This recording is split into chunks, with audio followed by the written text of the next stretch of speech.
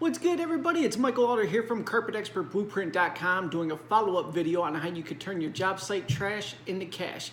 And yeah, over the weekend we were able to do that, and we made $145 by selling things like this. It was actually much bigger, but this is rubber flooring that we install into people's fitness rooms. Typically, wealthy people in our area will buy these for their personal and home gyms.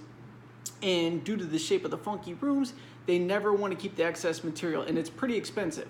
So what I do is, if they're not interested in it, we haul it away. I mark down all the sizes. It comes 4 feet wide, so it's 4 feet by whatever length we have left over. Typically, we end up with 4x5s, and I listed them all on Craigslist there. So I had 4x2.5 and upwards of 4x9s. So I put together a full list of everything we had available. I listed them on Craigslist.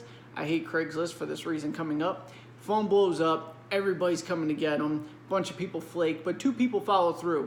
One guy Saturday, one guy Sunday. One guy spent $70 on mats, and the other one spent $75. So I was able to pull together $145, which is kind of whatever. It's not a whole lot of money, but it's not nothing either. But just by selling leftover garbage product there that nobody wanted. So if you needed proof, I did a video on this earlier. This is all you have to do. Set aside whatever your leftover material is from your job sites there.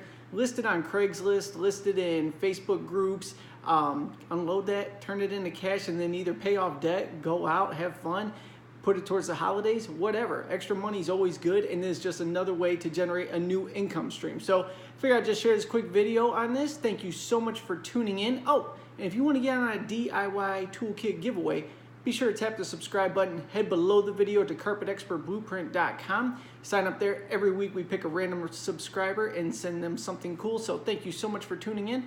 I'll catch you on the next video.